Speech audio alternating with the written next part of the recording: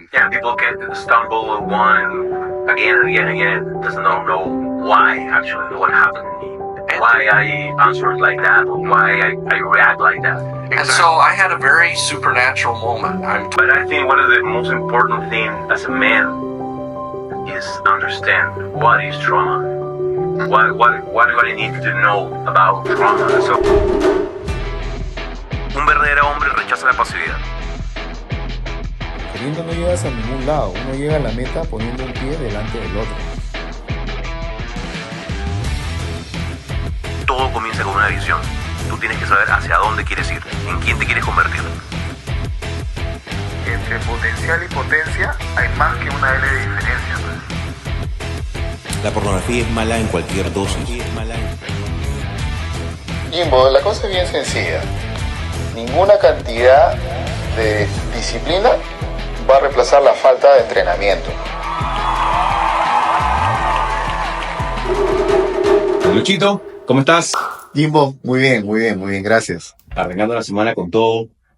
El episodio de ahora está bien interesante, está bien, yo creo que es importante.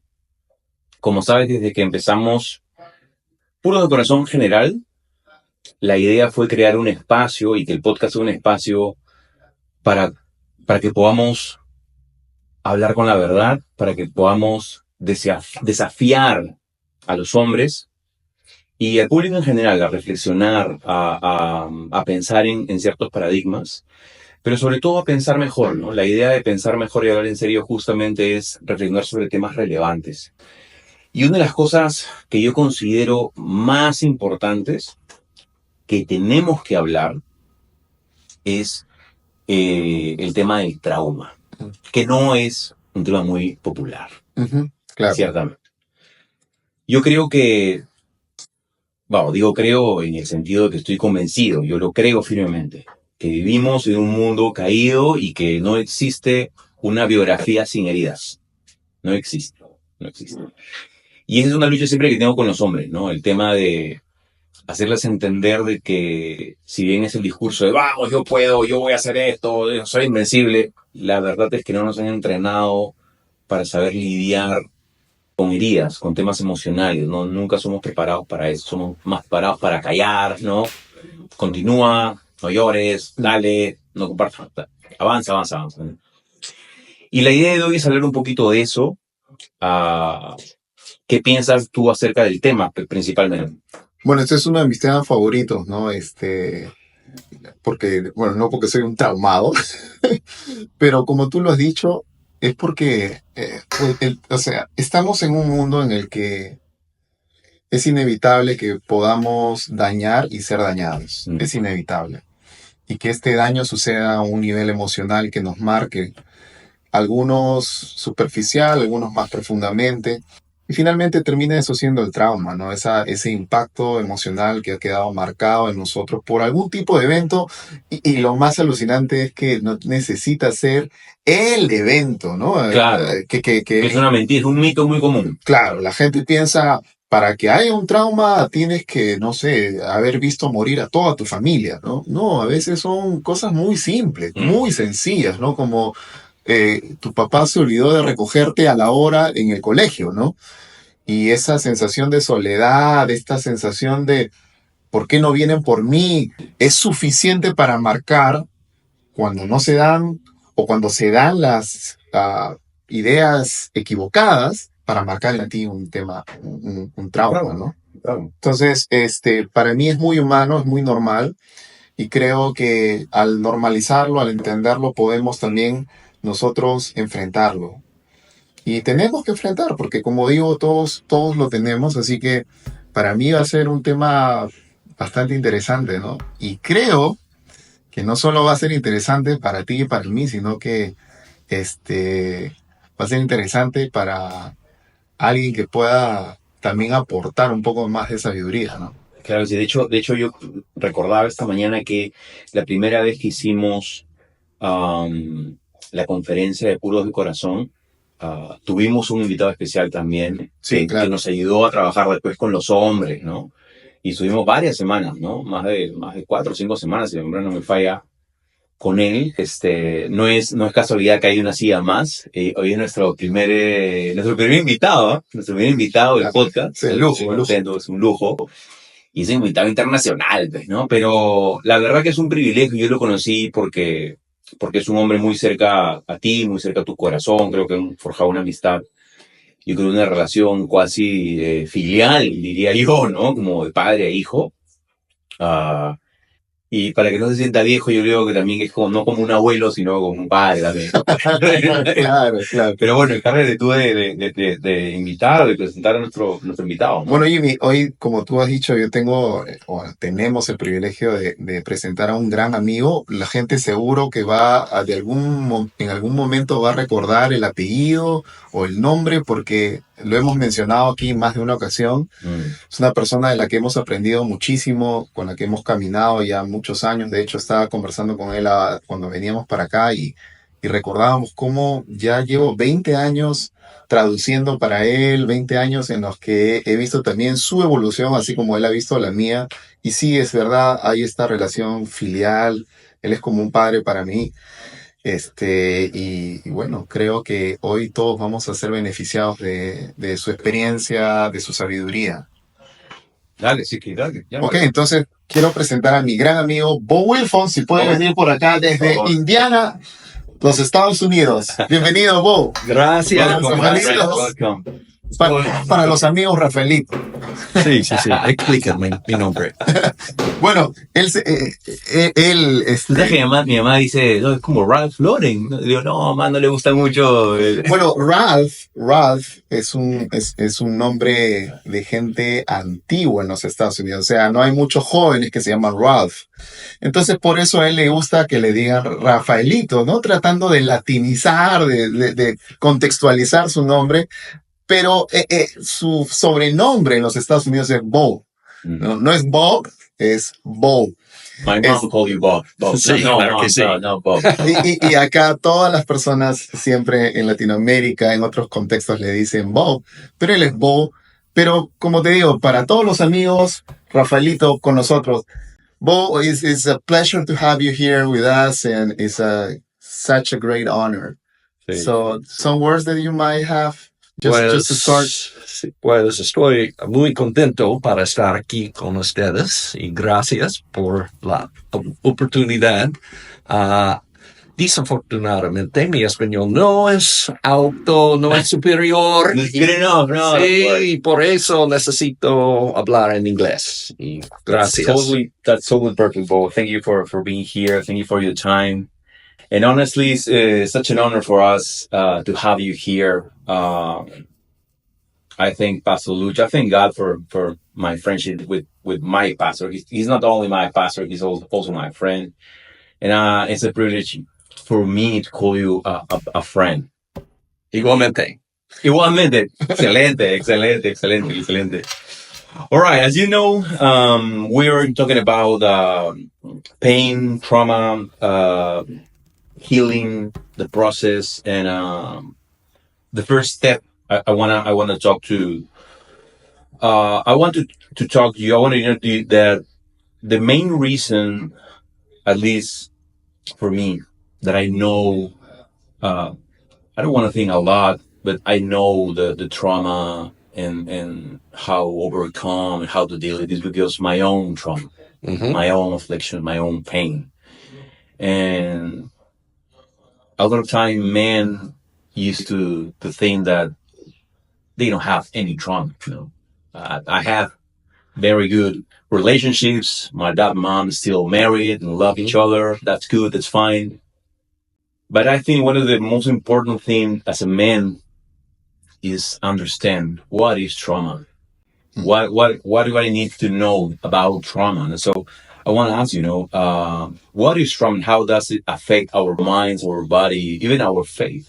Mm-hmm. And just I want stop here because just a disclaimer, this is a conversation among people that we read, we experience a lot about this, but we are not professionals. This is not medical advice at all. So if you have some problems, real problems, please go to the specialist. Yes. Yes. So what we are talking here, what you are listening here, is a conversation among friends that has some experience and some knowledge by reading and by experience on those issues. So please, tell us, Bo. Well, I'll share my own story. I came from dramatic childhood abuse, so that was very traumatic. Trauma is how we respond to an event that was basically a disaster. So war, an accident, a death, something's very emotional. And we have responses to those things. We're human. So it's natural to respond emotionally. Some of us are going along, had a great childhood, life is good, and then a traumatic event happens. An earthquake, a fire, something like that. And it rocks our world. And we have emotional responses. And sometimes something deep inside of us just gets turned. And we can't recover. We're sort of stuck. So to me, this is a big part of trauma. And trauma can be a one-time event that is horrific, a sexual predator or sexual attack. For example, a woman being raped is a traumatic event. Obviously, accident, war, we've said. But there can also be an accumulation of very small moments that add up and become traumatic. And I think there's a lot of people that they go, Jimmy, I don't have like some big thing that happened, but there's something in me that's just not right. And I can't figure it out. If you will pull back the curtain and you look at their life, especially during childhood, you'll see things like it could be words that a father spoke. So if the father is a manipulative man or a mother, could be, and they're manipulating you all the time. They're trying to get you to do their will, but the way they do it is shaming you. And you experience a lot of shame. It's never good enough. When you add that up over, your entire childhood and adolescence, it becomes this embedded trauma.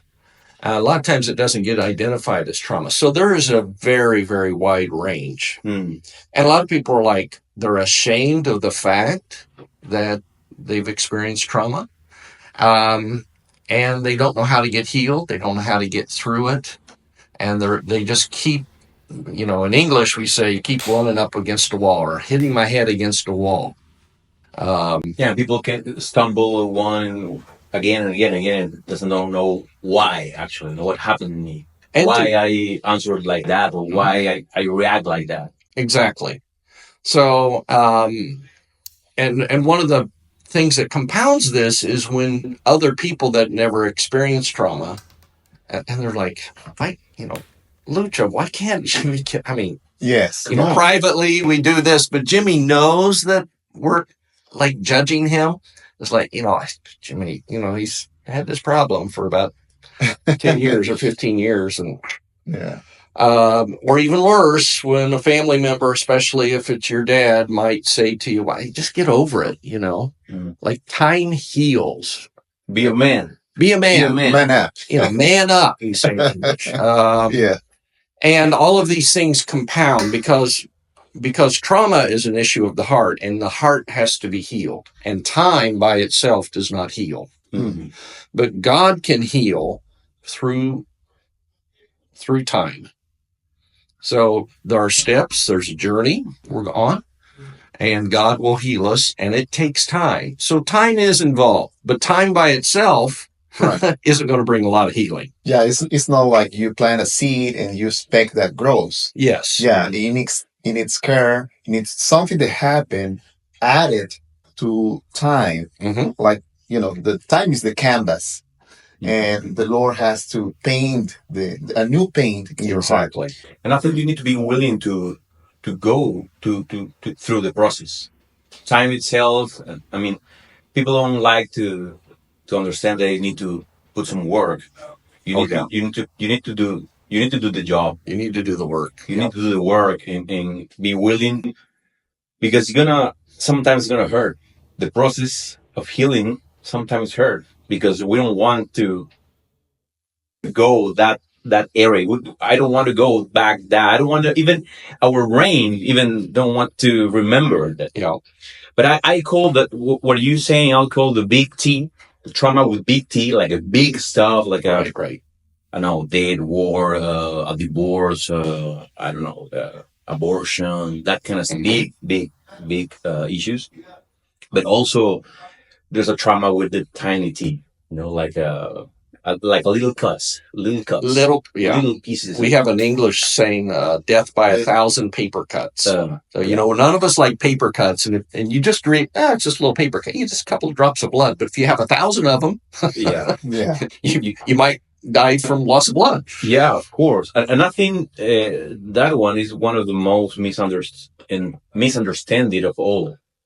Because we don't realize, as a man or a woman, actually, we don't realize that we are dealing with trauma even when we don't recognize any big stuff in our life. Right. It happens to me, actually, when I realize, okay, what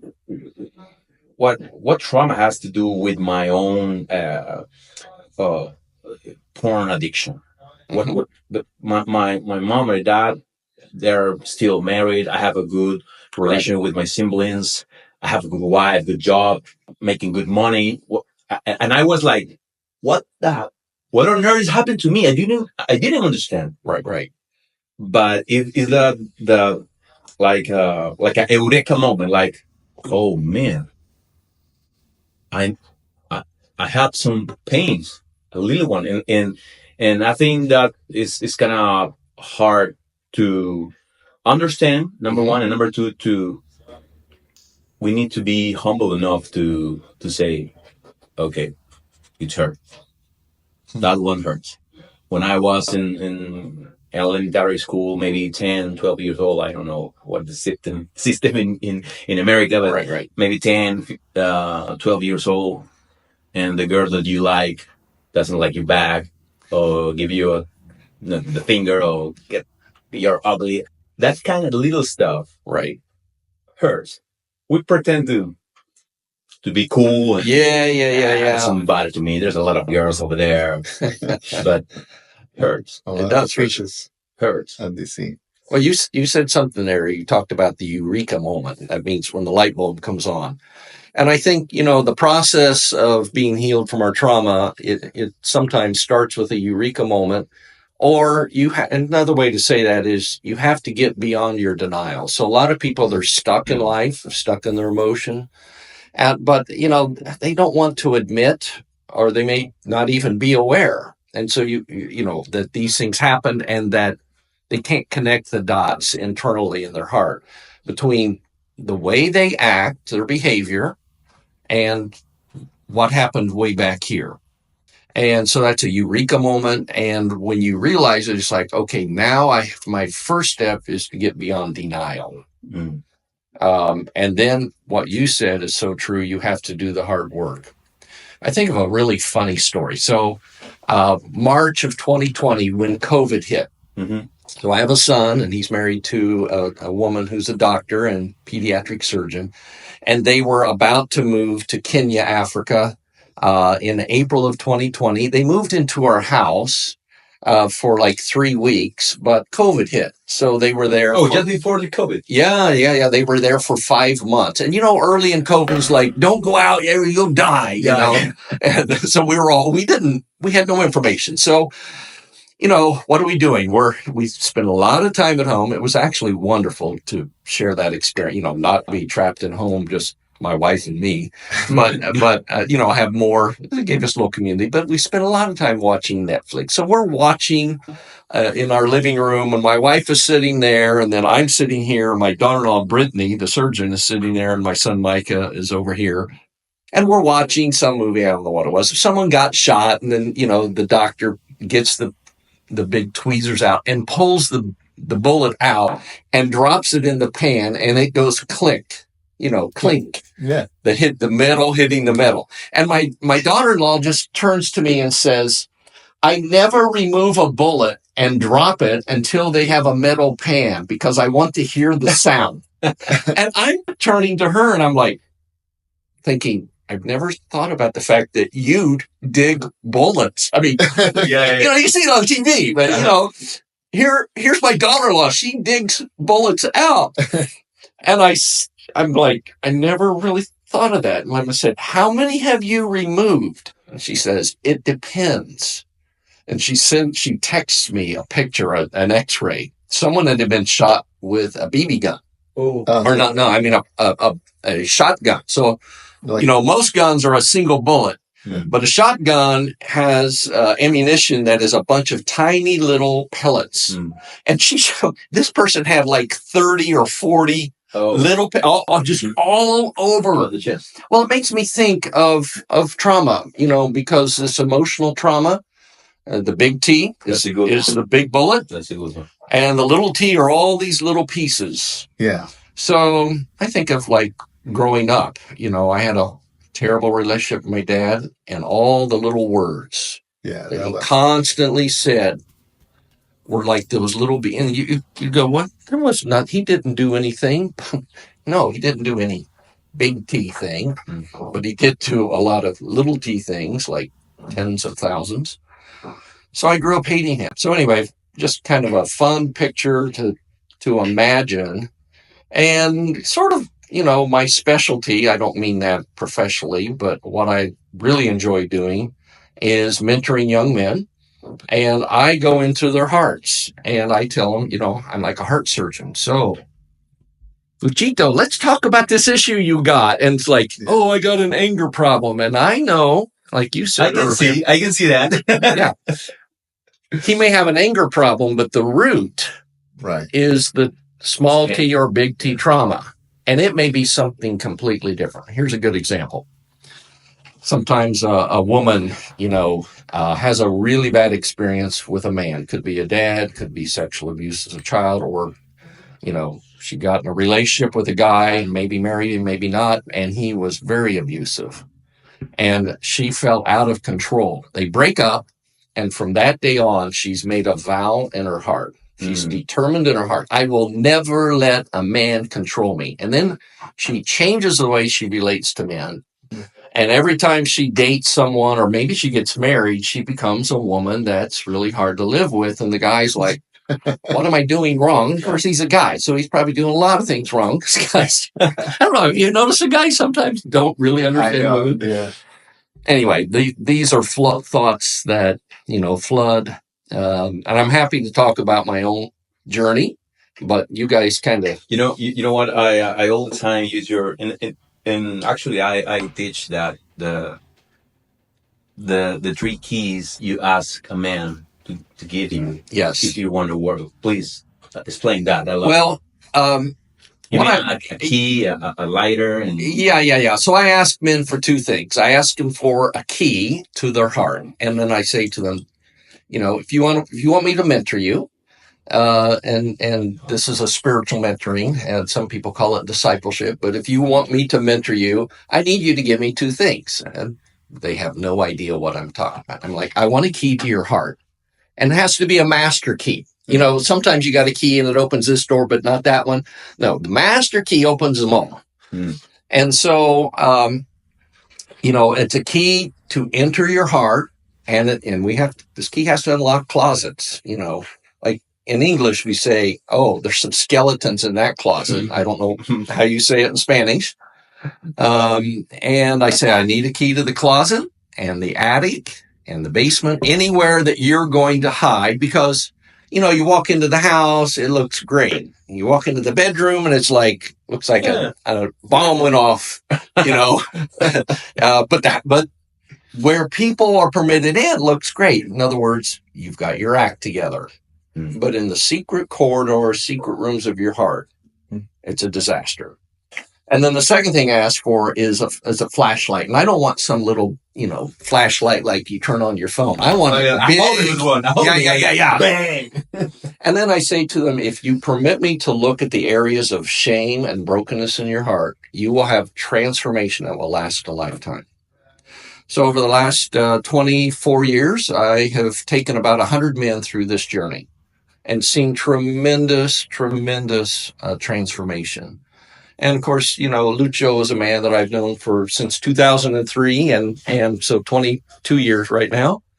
And he's heard a lot of these stories. There's been a couple times I've looked in there and talked with him, but he's done a lot of hard work to get beyond that thing. So typically father wounds are traumatic things that I really love to go at. So when I meet a young guy and he's got father wounds, I'm like, I know that this guy is going to get transformed or he'll run away.